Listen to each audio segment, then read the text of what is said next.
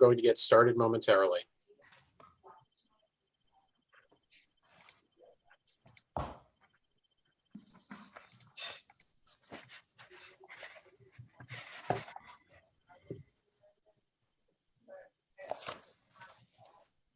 Good morning. Welcome to those of you joining on Zoom. If you'll just give us a moment for everyone to load into the Zoom, we'll get started momentarily.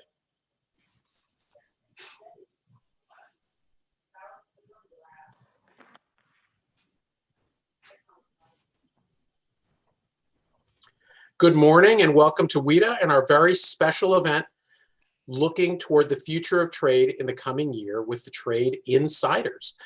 Before we get to today's event, we want to be sure you mark your calendars for our big winter event, the 2021 Washington International Trade Conference, which will be held on Tuesday, February 9th. This year, not surprisingly, we'll be holding the event virtually, and we hope you can join us or even consider sponsoring the event. Information can be found on our website, www.wita.org.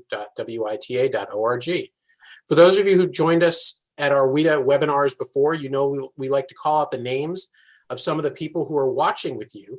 Even if you can't see each other, it's nice to know who you're in community with. So a big welcome today to Paul Newreiter of Amgen, Jennifer Savavian with Autos Drive America, Brittany Foley with the Consulate General of Canada, and Ambassador Peter Allgeier of Nasim Global. Welcome, Paul, Jennifer, Brittany, and Peter. When we scheduled today's event, we didn't know who would win the election, and we're grateful to our speakers for agreeing to join us today, not knowing what direction the conversation may go. We know some of you may have questions about the vote, but for purposes of today's event, we plan to refer to President-elect Biden and President Trump. After discussion with our speakers, we'll field questions from our audience. If you're watching this on Zoom, you can ask questions using the Q&A tab. Today's speakers bring a wealth of experience to the table. Stephen Vaughn was General Counsel at USTR until 2019, and before that was acting USTR before Bob Lighthizer was confirmed. Ambassador Robert Holleyman was Deputy USTR for the last 3 years of the Obama administration and led USTR's Digital Trade Working Group. Naseem Fussell was Chief Trade Counsel for the Senate Finance Committee until just a few months ago. And Brian Pomper was Chief Trade Counsel for the longtime Democratic Chairman of the committee, Max Baucus. Thank you, Stephen, Robert, Naseem, and Brian for joining us. We're also delighted to welcome to today's event the Vice President of WITA's Board of Directors and the Senior Director for Global Government Affairs at Gap Inc., Stephanie Lester, who also served herself on the staff of the Ways and Means Trade Subcommittee. Stephanie will moderate today's event. Stephanie? Great, thanks Ken, and welcome everybody. We're looking forward to the discussion today. So we're going to try and keep this more of a conversation than presentations, but I do want to give our speakers an opportunity to make some brief opening comments. And we're going to start with Stephen Vaughn. Stephen, I'll turn it over to you. Great. Thank you very much for having me. I think it's a very exciting time, obviously, in the world of trade. I think looking back on the last few years, I think you can see that President Trump has made a number of changes in U.S. trade policy. I think we've had a trade policy that's been much more focused on things like middle-class incomes, middle-class jobs, preserving U.S. manufacturing, strengthening sort of the broader middle of the U.S. economy. Those issues have gotten a lot more attention over the last 4 years than they have previously. And I think that a lot of the changes that you've seen are going to have an impact on trade policy going forward. I think you saw the way USMCA was renegotiated and eventually was approved with a very large vote. I think that indicates that that's going to act as a sort of, pattern for future trade agreements. I think if you look at the bipartisan thinking on China, there's been a major shift there over the last few years, and people are going to really be focused on how to manage that relationship, in new ways going forward. And I think third, you're just seeing a much more understanding of the, more thinking going into the question of the politics of trade and how do we sort of manage this issue of having a global trading system that obviously works for the business community, but also has enough buy-in from voters and constituents that, we can preserve it and sustain it going forward. So I think those are some of the things that have happened over the last 4 years. And I'm really looking forward to having a conversation about what happens next. Thank you for having me. Great, thanks. Next, we're going to turn to Ambassador Holleyman. Thank you very much. It's a pleasure to be with everyone today, and I particularly want to thank WITA for pulling together this event and for all the work that it does. Has always been an important part of the world of Washington trade and global trade. Was helpful to me when I was in government, and certainly is a great forum for all of us to be here. So thank you. Let me offer 4 perspectives of how I see the Biden administration taking on the issues of trade. They're my personal perspectives. I'm obviously not speaking for anyone in the Biden incoming administration, but let me give you sort of 4 views about this. I think the one is, the outset is that a Biden-Harris administration on trade will not be the 3rd chapter of the Obama-Biden administration. Much has changed since that time over the past 4 years, and I think we will see a trade policy that gets adopted and enacted and implemented by the Biden-Harris administration that will have some similarities, but in many respects be different from what was done when I was in office. I think there are 4 ways in which it's going to happen. One, the president-elect has been quite clear that trade policy begins at home. And we have to focus on issues around our domestic investments, the type of things that are needed to shore up our domestic economy.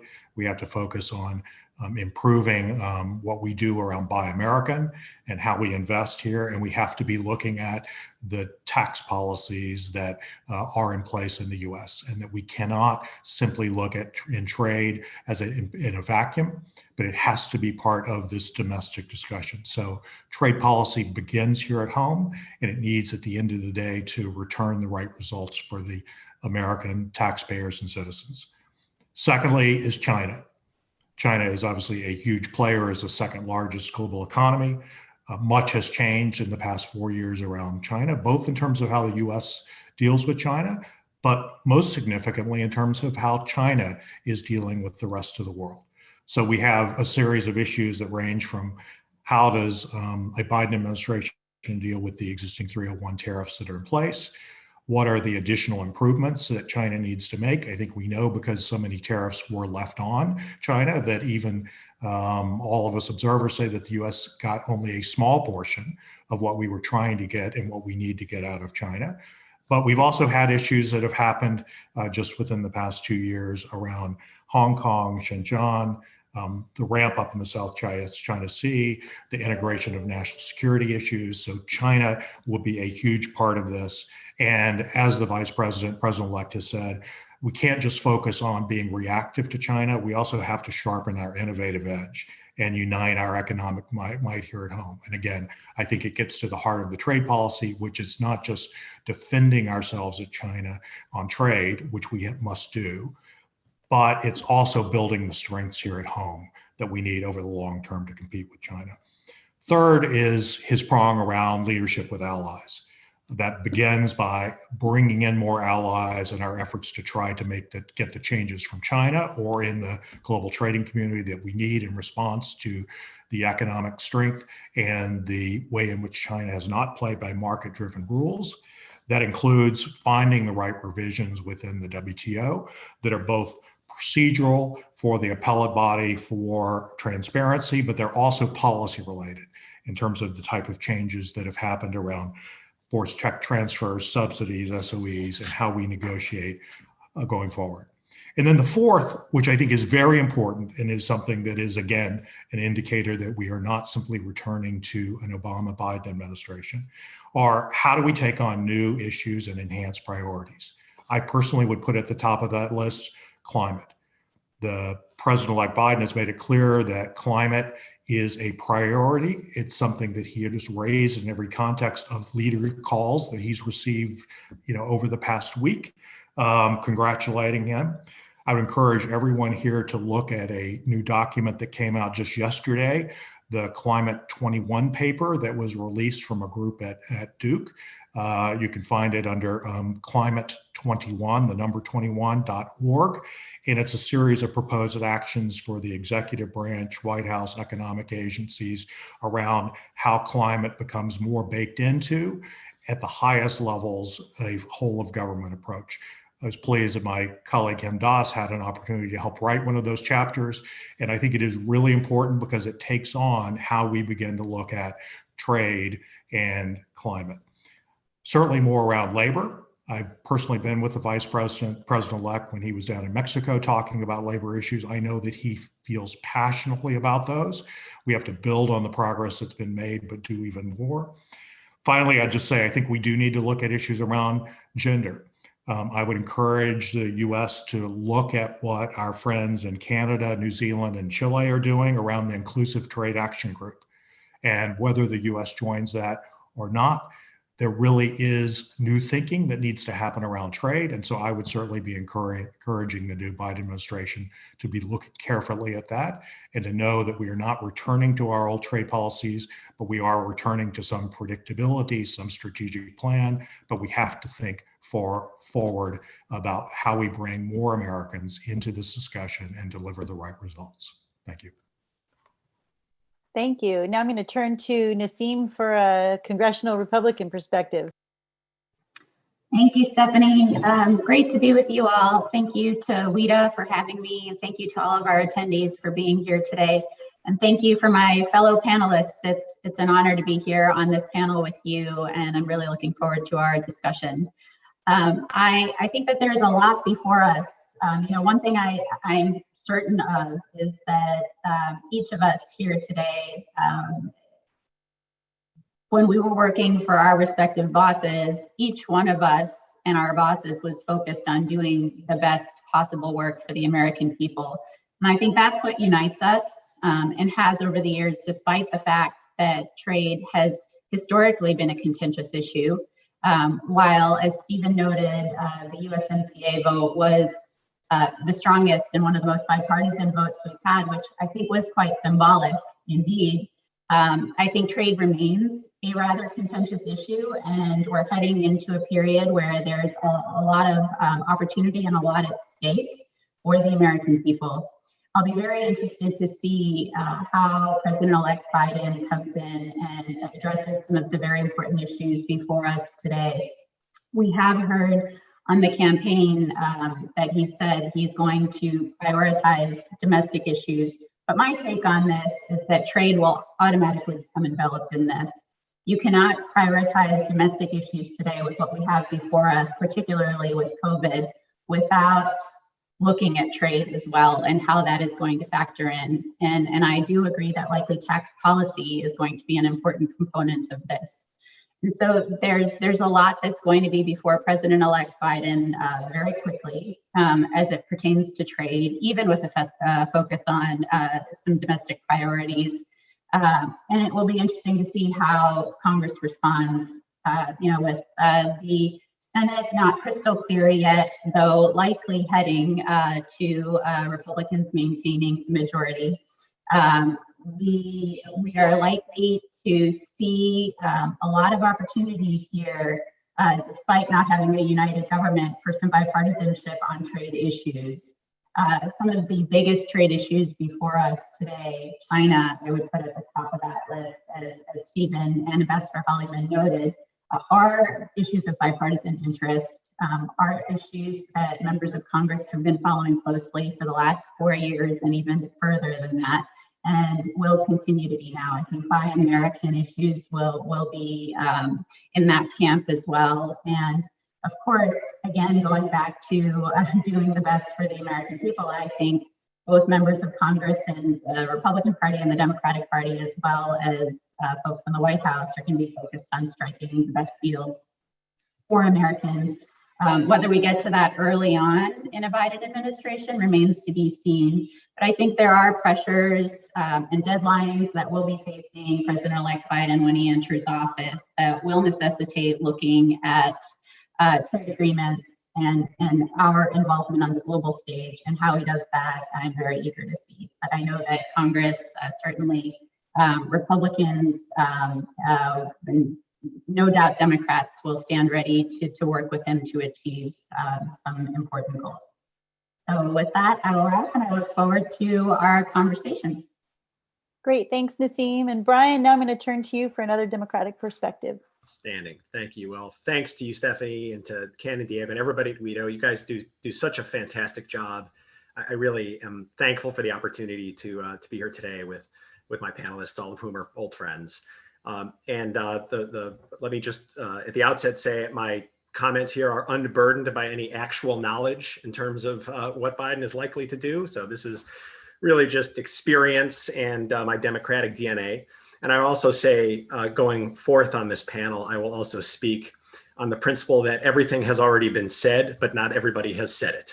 So I will now take my turn on that regard. So look, I will say I served in the Senate when the president-elect was a senator. He was never really a leader on trade policy. We worked with his office all the time, but he was much more of a kind of middle of the road, middle of the pack Democrat when it came to trade policy. So he was never really a leader. Where he was a leader was in foreign policy. And that's how I anticipate the Biden administration is likely to approach trade policy, is in some respects almost as an adjunct to foreign policy. So I think the trade initiatives that he is to undertake and he has to face, I think he will think about through the prism of foreign policy. And I would say, I don't think, I've heard some people say, oh, well, the Chinese wanted Biden to win because he's going to be weaker on China. He'll be weaker on trade. I don't think weaker is the right moniker.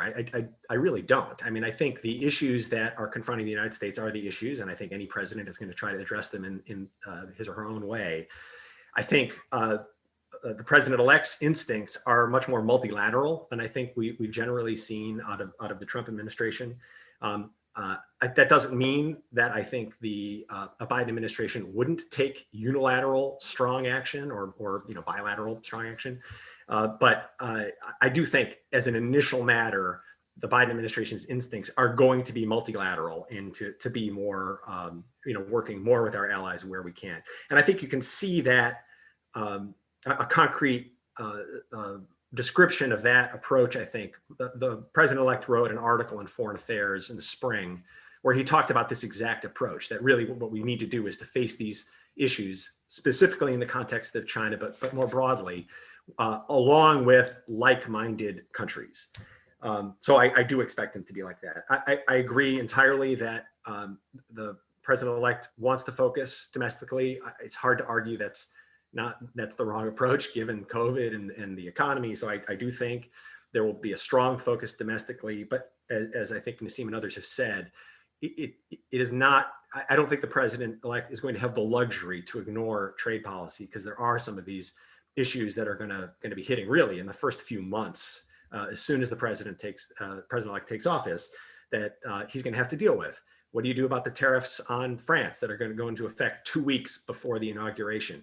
What about the carousel that I think is going to do February 1st? What about all of the existing DST investigations that are likely to be finalized here, my guess, in the relatively short term, and tariffs perhaps put into place on some of those? I also expect that the Trump administration, as prior administrations have done consistently through the years, will be fairly active here in its final days in the lame duck, with a variety of actions and executive orders and other things on trade and other matters that the Biden administration is going to have to figure out how to deal with. It's one thing to say President Biden would do this or would do that.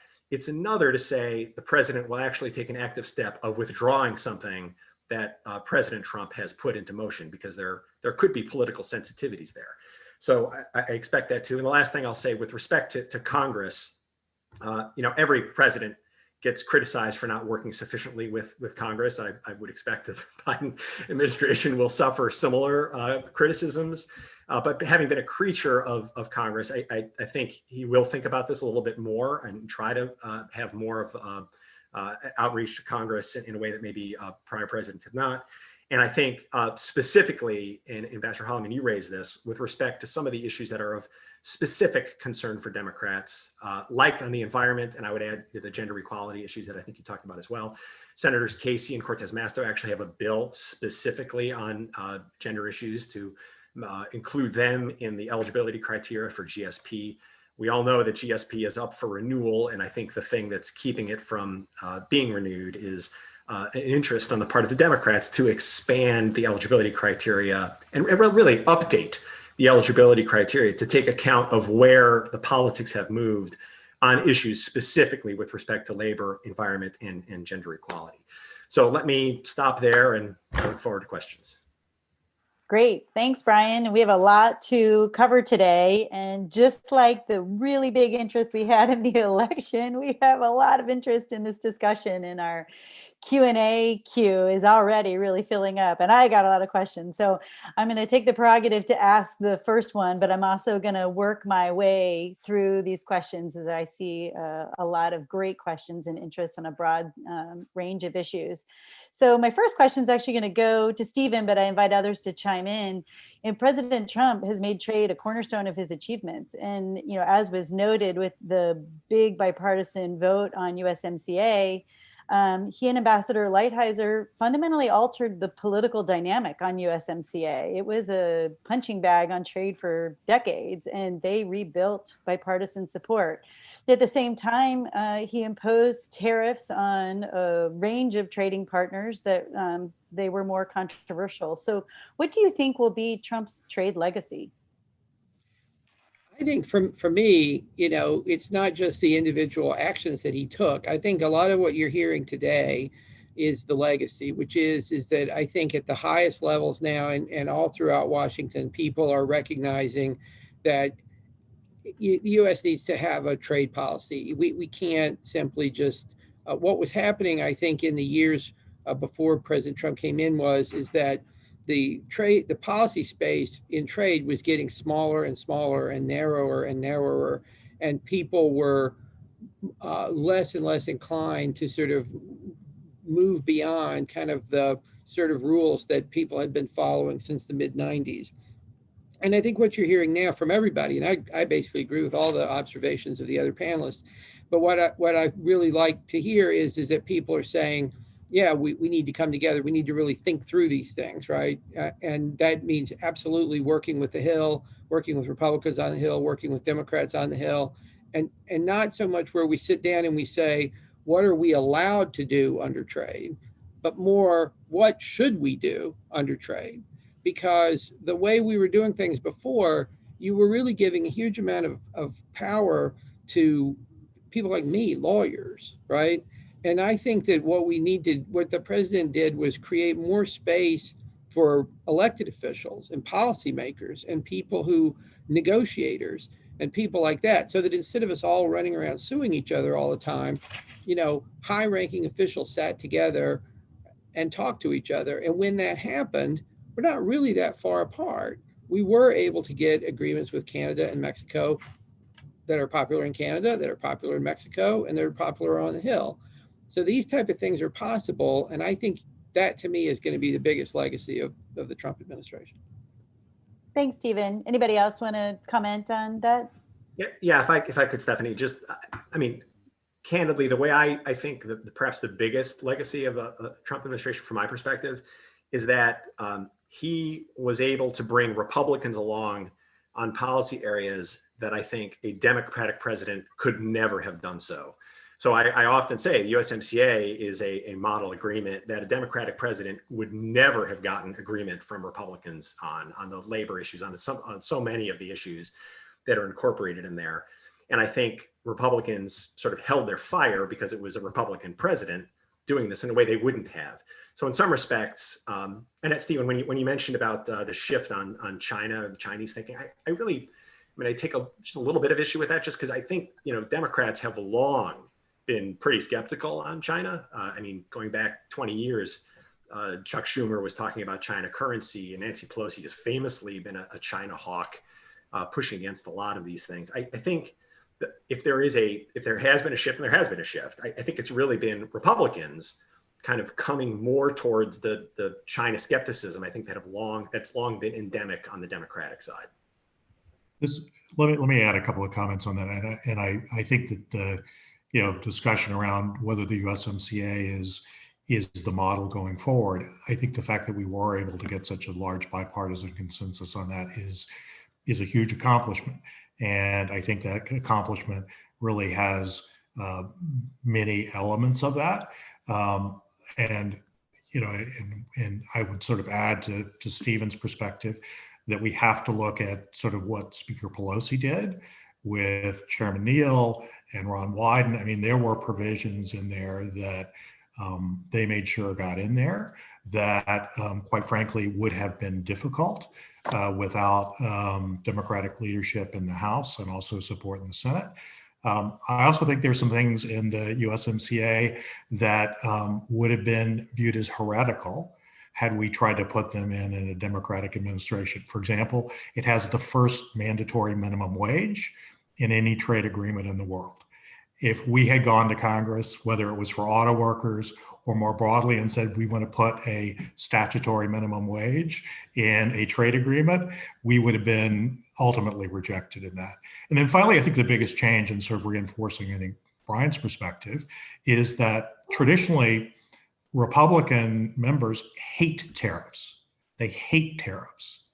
And anything that would look like a tariff that we would put in place would have been soundly rejected. I think we're now in a world where Republicans and Democrats have embraced selective use of tariffs where they may be necessary to achieve an end. So I think there is also now a bipartisan consensus around certain tools that would have been viewed as off the table in the past, that landscape has now changed. And I think that's a function of the current administration, the changing times, and changing alignments and possible bipartisanship, as we've seen, come together around USMCA. Can I chime in on this one too? Yeah. I just want to comment on the reference, not just here today, but that I hear a lot to USMCA as a model agreement or even a template going forward. And, I think it's important that we try to the extent possible, strip this of the politics surrounding it when it was passed.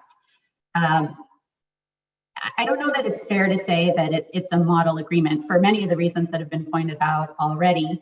But if you look at NAFTA, it was one of our oldest agreements. So right there, so much time had passed that it just begged for change across a number of issue areas, not just to modernize it, but to deal with the politics that had ensued over nearly a quarter century. And it's also important, I think, to remember that particularly on labor and environment, the outcomes were very specific to the issues in Mexico. And it's not a one-size-fits-all necessarily that you can extract from USMCA and plunk into every other future FTA and have it work the same way. And so it's important to look at this, I think, and remember what was specifically being addressed. I do think that, as I said earlier, the bipartisan outcome was very important, was incredibly symbolic, and I think healthy for where we are and where we were in the trade debate leading up to it.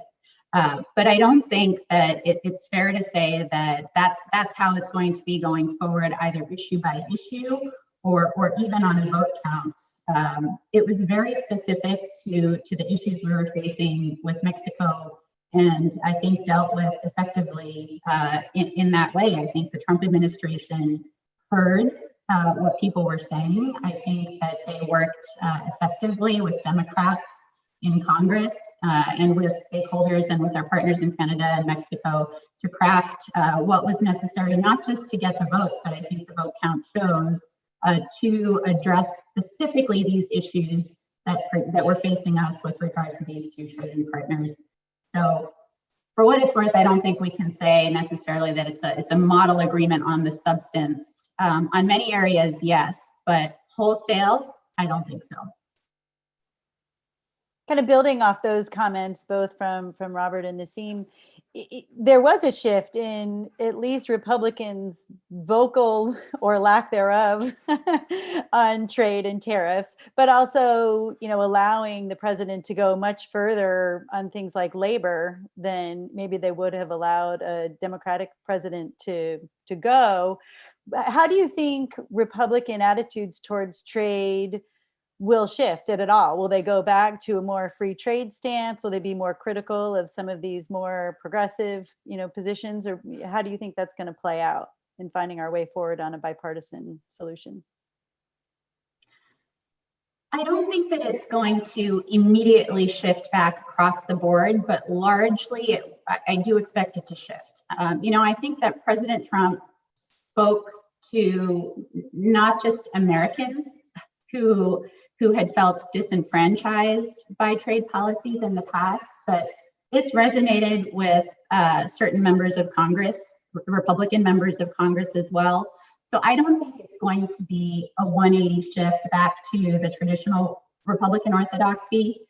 It's probably going to be more like a 120 degree shift. I do think that there is going to be a bit more comfort in going back to what I call this, more Republican orthodoxy on trade.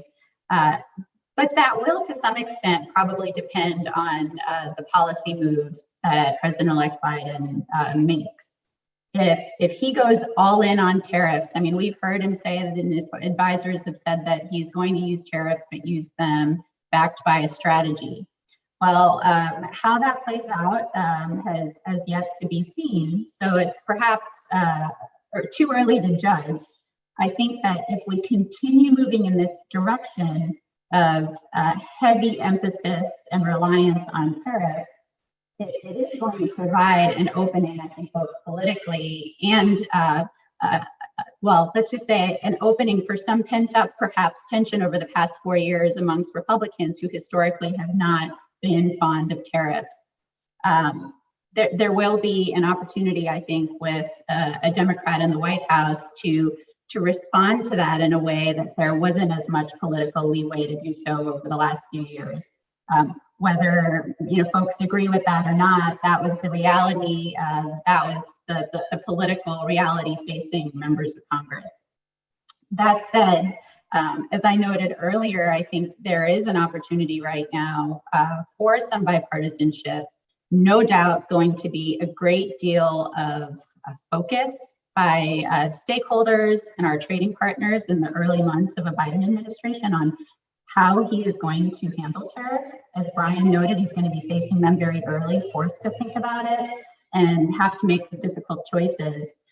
If they are choices that put Americans in a further bind, importers in a further bind at a time of economic headwinds, I think that there's probably going to be a level of comfort in speaking out against that by Republicans who historically have not been fond of tariffs. I don't think that there's a lot more room to give here. The tension is fairly high on the tariff front at this point, and I can't see it going much higher without something giving. I mean, I definitely think that you're seeing a lot of things happening inside the Republican Party. I think Senator Rubio came out yesterday and said he thinks the future of the Republican Party is it's going to be a multicultural, multilingual, working class party. I think he's probably right about that. I think if you look at the results of the 2020 election, you see that the Republicans did very, very well with working class people. I think, if you're a Republican strategist and you're looking at it going forward, you may see a lot more opportunities in working class areas than you do in places like, McLean and Great Falls.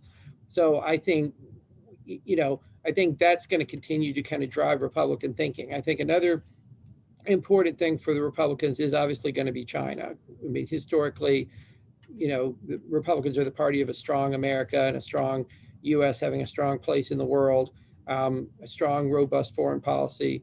And so I think that's something that the Republicans are going to have to think through. Now, as Nasim certainly knows, and as a lot of us are certainly aware of, we're also the party of rural America. And that means farmers, and that means a lot of people who have real concerns about tariffs. And I certainly agree with Nasim that those concerns are out there. But I think the Republicans are going to have to find a landing zone where they address the concerns of the farmers, while at the same time they have a message for their working class supporters and also a message for people who are concerned about the rise of China to say, we are going to have a strong, robust manufacturing base. We are going to be able to keep creating good middle class jobs, and we are going to be able to stand up to China. The Republicans have got to find a way to square that. And to me, that's going to encourage them to be flexible on the policy side, because, there's a lot of different ways to get there.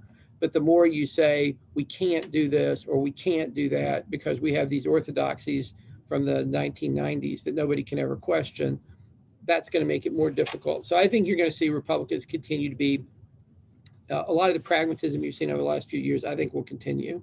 That's what I expect. Given these tensions on tariffs, one of the questions in the queue relates to Vietnam. And obviously we just launched the administration launched a 301 with Vietnam. And the question is it a strategic mistake to launch a trade war with Vietnam? And what do you think the Biden-Harris team are going to do with that relationship? Well, I'll come in and say, a lot of those decisions, having initiated the 301 investigations, will be decisions that will be made by the new administration. I think they'll be made based on the record of what it shows. And certainly, I think we also know that the 301 process in its ideal form doesn't result in a trade war, and it doesn't result in tariffs. It results in a way to resolve outstanding issues. And so I have no sense of how the Biden administration will treat this, except that I think and hope that they'll use the record that is now being built as a way to jumpstart and really increase the kind of negotiations so that the points of issue that we need to resolve with Vietnam are resolved. I'd also hope that at some point we get back into having a trade agreement with Vietnam, a more comprehensive trade agreement. They're a major supporter of the U.S. We made major progress in negotiating with them that has resulted in them joining the CPTPP. Of course, the RCEP, we've seen announcements this week that they'll be part of that as well. And so I think we need to engage with them. And I think we'll let the record speak about how we work through the problems that exist. And I hope it's not a trade war, but it is an appropriate use of U.S. trade tools to resolve these outstanding issues, whether with Vietnam or any other country. Yeah, I just add, I started my remarks by saying I think President Biden will think about foreign policy first. And this is one of those circumstances where I think that many administrations have had the policy of trying to improve relations with Vietnam, in part to have a bulwark, building a bulwark to China in that region. And so I think that maybe is what has motivated this question. So I think certainly I agree with Robert. I think that the Biden administration is going to look at the totality of this and try to make a reasoned decision. This is, by the way, another big change, I think, from that we'll see in a Biden administration. And certainly, Stephen, this is not at all directed at you, but I do think there is a perception from the outside that the interagency process has not worked in the Trump administration as it may have had in previous administrations. And I think there's an expectation that a Biden administration will have a more robust kind of linear decision-making process. And in that regard, I think they'll look at Vietnam and they'll talk about the foreign policy concern. They'll talk about currency manipulation as a real concern and whether that concern rises to the level that we should continue with this or have some sort of action as a result of it. I also understand that there are environmental issues here, right? Because in part it's about Vietnam doing illegal logging in other countries in the region and with old growth forests. And so that's another point that may appeal uniquely to the Biden administration. So it's, as in all of these issues, when we talk about 301 or the 232s, it's very easy, I think, for some people to criticize the decisions that were made. But I do think that there are going to be pluses and minuses and considerations that the Biden administration is going to have to address in figuring out how and whether to change the policies that the Trump administration has put into effect. It's not as easy as snapping their fingers. Well, if I can just say something, since Brian was kind enough to mention me, there's always going to be, this is why I think we just have to really be thinking about the virtues of flexibility, right? There are always going to be people in the interagency process who are going to say, you can't do anything to country X because country X is really, really important to the long-term future of the United States. But the United States is not where it was in the Cold War years, right? We've lost 5 million manufacturing jobs since 2000. We are struggling to maintain a lot of critical industries in this country, And we have a lot of workers who are very, very concerned about whether or not their kids are going to be able to live as well as they did. And that has to be a part of the challenge as well. If the US economy goes down the drain, or the US political system is sort of swallowed up, by a worker rage, we're not going to be much of an ally to anybody. So one of the things that they did very, very well in the Cold War years was they were able to maintain a political consensus at home, as well as good relations with the rest of the world. Now, they had some very serious trade tensions with Europe and Japan, in the middle of the Cold War. But on the whole, US policymakers prioritized maintaining domestic support and keeping America strong, and then working with our allies as best we can. I think going forward, we're going to have to come back to that type of thinking. So obviously, everybody wants to have good relations with Vietnam, but just like every single one of these other countries that are going to be on the list, you have to say, what are the benefits to workers, and how's that going to affect the U.S. system domestically? Just say, I agree with the heart of Stephen's premise. I mean, I think that absolutely has to be done, and I think Vietnam will sort of be an early test in this. But absolutely, we have to do the things that make America strong at home, and I think that really fits into the president-elect's policy around we have to get the right domestic investments, and we have to do the right things here. That then we build a trade policy on, not that we have them running on two separate tracks. And I think that's a fundamental part of what we've got to do. And quite frankly, I think it will help members of Congress who traditionally have very difficult times voting on trade agreements. It will help them as well. I'm often asked, why are these debates so much stronger in the US than they are in some of our allies who are not wholly dissimilar from the US? And I think one of those reasons is that we really haven't focused enough on what we have to do here at home to have our strong workforce with critical industries and the right support and safety nets for Americans going forward. That's not the solution to a trade policy, but that is a necessary precondition to being able to get it right. And quite frankly, that will benefit not only workers, but it will benefit Republican and Democratic members in the House and the Senate, as well as administrations.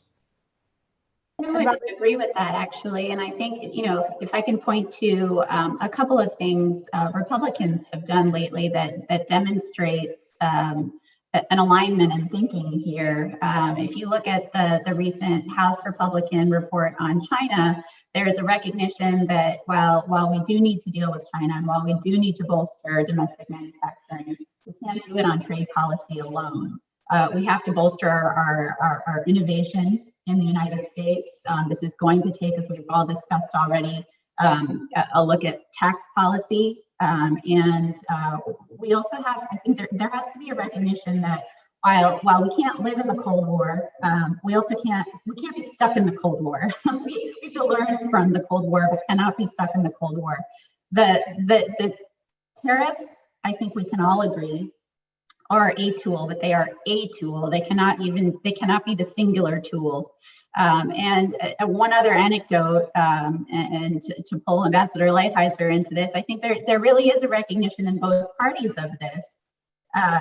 There was an exchange between Ambassador Lighthizer and Senator Cornyn at the trade agenda hearing at the Senate Finance Committee this year on what can be done to strengthen semiconductor manufacturing in the United States. And Ambassador Lighthizer himself said, while tariffs are a tool here, they should not, and they are not the only tool. We have to look at this more broadly. And I think that this is something we have to do, members of Congress have to do, the president has to do, president-elect going forward. Trade policy is one way here in which we can strengthen U.S. manufacturing and U.S. workers, but we should be very cautious not to overly rely on trade policy as the singular solution here. It's much broader than that, and I think that is the best way to ensure the health of our manufacturing is going forward. Great, thanks. And we've got a ton of questions in the queue. We're going to try and get to as many of them as we can. Some themes I see in there are EU, TPA, WTO, TPP. So taking on some of those, particularly with starting with the EU, it's already suggested, Biden has said he wants to take a more multilateral approach, re-engage with Europe. But we also have some trade disputes going on with Europe that he's going to have to grapple with: steel tariffs, digital service taxes, Airbus. How do you see trade relations with Europe proceeding? I'll comment on that. I think that Europe is a major trading partner with the U.S. Heavily, democratic societies. We have more in common with Europe than we have that's dissimilar, and they would be a very valuable participant in what the U.S. will try to do, which is to mobilize our primary allies in trying to deal with the type of challenges that we face and that Europe faces from China. And we believe, and I think the vice president, incoming president, has made clear during the campaign that he thinks we can be even stronger by calling upon those allies. I think administration can do both. We can be tough on the things with the EU where we know there are problems. And I say, I think if you think of whether it's digital services tax or other trade barriers that we need to deal with, at the same time, ally with them in challenging where we need to work with China. I'll give you two examples. One, when we launched the Global Forum on Steel Excess Capacity, that President Obama got a commitment at the G20 in China to do that. We kicked that off in 2016. While we all recognize that that would not be sufficient to solve the problem, the US, the EU, Japan, Korea, all of our allies were completely united in addressing and taking on the challenge that China posed globally through steel excess production, the dislocating effect that it would have, and it was having precisely the same effect on European steel workers that it was in our steel workers who we knew so well. So I think there are coalitions that can be brought, and I think that is something where the vice president, President-elect, feels that he can do more. Secondly, when I was with him in Mexico in our last trip there in 2016, he pressed the Mexicans incredibly hard on labor issues as we were working to try to get more labor reform. He was dogged in his belief, and it wasn't staffing notes. He believed those issues, and he pressed them as hard as any leader could. At the same time, he affirmed why we have a valued relationship with Mexico, that Mexicans are not our enemy, and that some of the rhetoric that was being espoused in the country was not consistent with where we are. So I think he knows that you can both press your allies to do more and do better and to fix real problems at the same time while building and maintaining a strong relationship. So I think it's that type of mix that we would do, that he would do, Democrat administration with the EU and others to deal with the challenge of China. Can I just make one point here, because it's not fair to ask Ambassador Holleyman to make this point, but I'll make it for him, which is a lot of this too is going to depend on the Europeans, right? I mean, they have to decide how much they're willing to work with the United States. I think what you're hearing in this panel today is that Americans are very interested in trying a lot of different things in the trade space. I totally agree with what Naseem is saying. It can't just be tariffs. You've got to think about a whole variety of different policy options. But historically, the EU has taken the position that America has very limited policy options because their interpretation of the rules of trade is so strict that it's extremely difficult to give us a lot of policy space to address these problems. So to me, that is a huge question. I mean, the Europeans really have to decide, are they prepared to be more flexible, and are they prepared to work with the Americans on, giving us the policy space and the political solutions that we need to address some of these problems? If they are not helpful, I mean, then that's obviously going to present, any U.S. administration with very difficult questions going forward. But I really don't think this is just a question of what are the Americans going to do about Europe. It's also a question of what do the Europeans want to do. Great, thanks. And I know we're coming up on time, but all of us are able to stay on and go over just a bit. So we hope you can stick with us as we're trying to get through all these issues.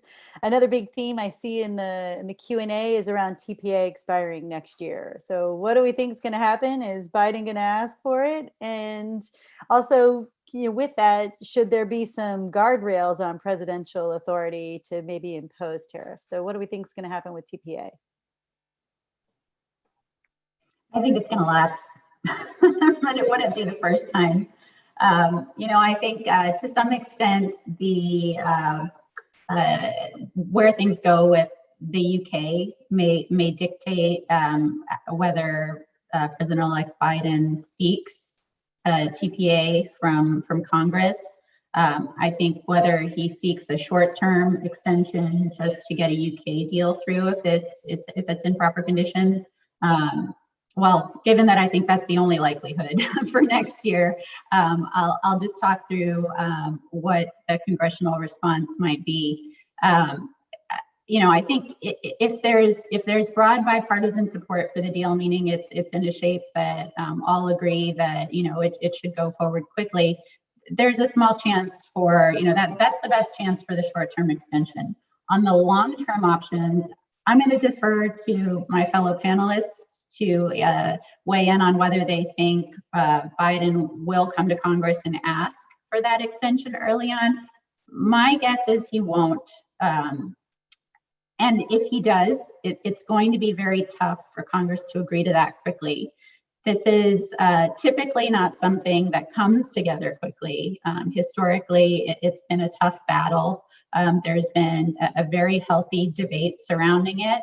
And it's hard not to see the experience of the last few years and all of the thinking that has been done by Republicans and Democrats about the use of Section 232 and even Section 301 to some extent about whether they want to give that authority up.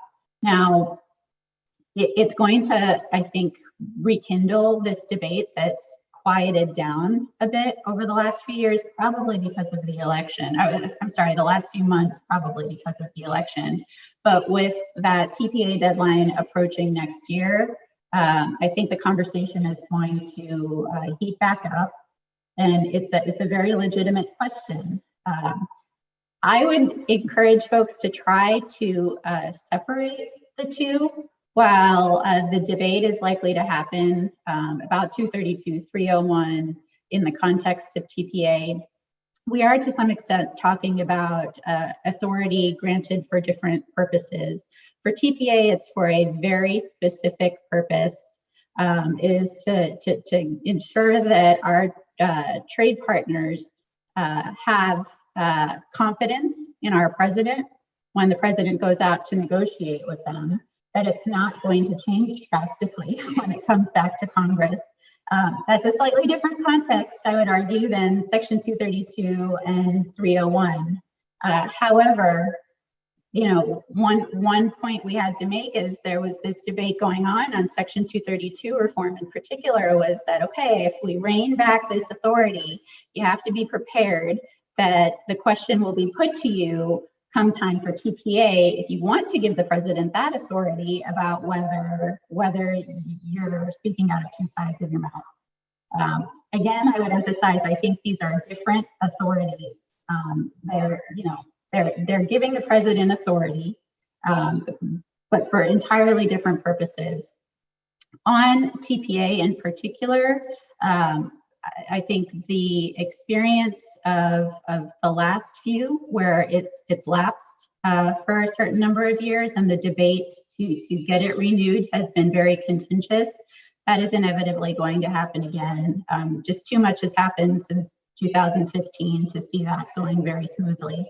And I don't think it's going to be a conversation just on the procedures.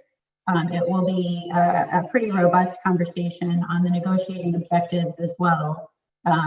We've already talked about some of the issues in the context of USMCA, such as labor and environment, which if TPA is up for renewal in the next 4 years, I think will be hotly discussed particularly with if we have Senate Republican majority. And with so many new Republicans in the House as well. There are other issues, however, and I think that ISDS, digital trade, currency, and a handful of others are going to be looked at very, very closely to help determine the direction of our future trade policy. Yeah, I agree with all that. Let me just add very quickly. I'm very likely to lapse. I agree for the foreseeable future. I also wonder whether the old model of TPA is going to be what we see, whatever this thing kind of comes up again. Naseem mentioned the possibility of an extension just for the UK. I think that is a possibility. And I wonder if that might not be the model that we see going forward, where you have specific authorizations for specific negotiations, in part because one of the criticisms that, again, every administration has, the Trump administration had, the Obama administration had, was that the consultations with Congress during the course of the negotiation were insufficient. One way to try to encourage sufficient consultations is to limit the degree of authority that's authored. So it's not just the broad-based authority; it's narrow and specific. So the next time they've got some negotiation they want, they've got to show how they've deserved it, basically. So I do think then there's going to be conversations about whether we need the kind of big broad-based TPA that we've historically seen since 1974, or if it's more narrow and targeted. And I also think, Naseem, you mentioned putting more guardrails around 232, 301 authority, that will be discussed. I also think withdrawal from agreements is going to be another issue that would have to be discussed in this context. Everybody, when we talk about TPA, focuses on the procedural aspects, and that's important. Although I think actually every trade agreement we've negotiated in the last 10 years has in fact changed after the administration has negotiated. So I wonder why that's so important. But nevertheless, if we focus on the procedural aspects, and we don't focus as much on the negotiating objectives that you mentioned, and I always, from being a Senate institutionalist, that's what's really important to me, is Congress directing the administration, what is the trade policy of the United States? And that's where I think there will be interest at some point in having that kind of a document to make it clear. Can I just say real quick, I mean, I had a lot of conversations with the Hill, I had a lot of conversations with Nasim when I was in the government. People sometimes talk about TPA as though, like, well, if the president has TPA, then the president can do things and he or she has all this leverage over the Hill. That is not my experience. I mean, they can turn TPA off. They can say you didn't meet the consultation requirements. They can say we're not going to bring it up to the floor. I mean, really, I don't think the focus should be as much on TPA. I think the focus of the administration should be, are you managing your relations with Congress in a way that they're satisfied with what you're doing and they're going to support you? Because an administration that doesn't have support from the Hill, or that has a huge amount of opposition from the Hill, it's really not going to be able to get very far with other countries, really, no matter what you have on a piece of paper somewhere. The idea of a limited TPA or lapsing, what do you think that means, not only for the FTA talks that are pending with the UK and Kenya, but I think a big question, what happens with TPP if and when we might ever get back in, and what does it mean for big agreements generally? I think for the Biden campaign, TPP has been a four-letter word heretofore, but let Robert talk about it a little bit. Yeah, I think one of the things we do is we talk a lot about what we know on trade policy and probably less about where it should go in the future. And so a lot of our conversation is understandably reactive to what Congress has done in the past, or reactive to what the Trump administration has done, or others. And so I really think that, I think the TPP conversation is sort of reactive. I mean, TPP did not have the support of Congress on Republican and Democratic sides. It did not have the support of the American public. And so I think it's kind of a mistake to sort of go down a path of kind of talking about what was, when it wasn't the right thing to get the political support in the US. We should talk about what we need going forward. in what those agreements are. And that's why I really think we have to elevate the conversation around what else will we need to do around climate.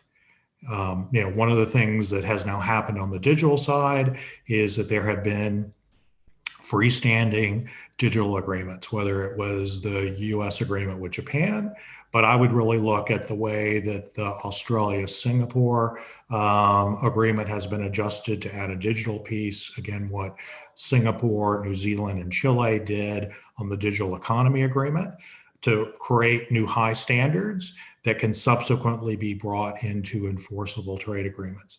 I think climate is the perfect model for that, where hopefully as part of a Biden administration going all in to try to do this, that we establish with our closest allies the models for how trade agreements should include climate-related provisions and show that we're willing to lead. And that at some point, ideally, that gets encompassed into new trade agreements or revisions of old agreements, some of which will require action by Congress. But I think these are really issues that, quite frankly, have not been able to be considered. I mean, that's a great example where Congress pretty significantly constrained the abilities of administrations through TPA to really get deeply into climate, got into environment, other issues, but not as deeply into climate. We need to be able to do more. We need to be able to build on what's being done on labor. So I encourage us as we think about all this to really, including all of us in the trade community, is to think about these new issues, to think about them in a new way, and realize that there is a new consensus, whether it's around trade in part, or certainly a consensus around climate on the fact of the majority of the American public, and how we then address that going forward. So I just want to, if I can, Stephanie, really quick, just to follow on my flip remark. TPP, the Biden campaign did not want to talk about it. Anybody who was in Philadelphia in 2016 in the Democratic convention knows how incredibly unpopular TPP was with Democrats at the time. I don't think they wanted to talk about it, but people wanted to talk about it, including on this call, because they hear the president-elect talking about multilateralism. We see there's an RCEP meeting today. There's going to be an RCEP agreement with Japan and Australia, New Zealand, and our trading partners with China. And how is the Biden administration going to address that? I think it's logical for people to ask, will they pick up something like the TPP again? The short answer is I have no idea, but I imagine there will be conversations in the Biden administration about how do we address this new trading bloc with China. How, do we offer an alternative? Is it TPP renegotiated, or is it something different? So that's all I mean to say. Great. All right. We have just a few minutes left, even in our overtime. So I'm going to throw 3 questions out at you to try and get them all in. One, there's lots of questions in the queue about Buy America and Joe Biden's offshore manufacturing tax. Also, how do you think he's going to position himself with regard to the WTO reform? And then lots of interest in some speculation on who might be the next USTR or what that profile might look like, if you don't want to throw out names. So I'm going to throw those open, those 3 topics. I'll mention something that's not on that list that I think we also need to think about is one of the things that Joe Biden was known for in both the Senate and in as VP was his interest in intellectual property issues and counterfeiting issues. And, I think we need to think about how, with his appointments to the International Trade Commission, the 337 Authority, sort of a growth in the number of counterfeits and other things that we're seeing, and the president's authority in that space, and possible more expansive use of 337 than has been used in the past. So I just put that as sort of as a placeholder. I think he will take and hope he will take an active role in trying to work with our trade allies to find a solution to the real problems that exist in the WTO. And they're quite clear. They're the sort of process problems and then the sort of policies going forward. And take an active role in finding a solution. Status quo doesn't work. And we need to find a way to move beyond that. I think in terms of, his overall approach as somebody who spent a lot of time on Capitol Hill, He's also, I don't want to overstate the ability of bipartisanship to happen, but if there's anybody who can make it happen, it's somebody like the president-elect who has that long, deep history. And I hope that that helps us not only with our trade allies, but it also helps us in trying to build the right kind of unity on the part of Congress. I'll just make one brief comment on the WTO, which is I really think people have to have very realistic expectations about what's politically feasible for the United States. I think that Brian and Naseem have both done a great job of really letting you see that in America, the Hill is ultimately going to have a huge impact on trade policy. And I think a lot of people who don't sufficiently appreciate that tend to think that you can use the WTO to really constrain the US in all sorts of ways. And I think that's a mistake. I think if people are realistic about the fact that the Americans are always going to be pretty independent about making their own trade policy, then I think we can see some movement on some of these WTO reform issues. I think if people are still holding out for the idea that, you know, a group of folks in Geneva are going to sort of issue mandates and directives and the US Congress is going to follow those, I think people are going to be disappointed. So, you know, I think that to me is the point I would sort of ask everybody to take away with respect to the WTO.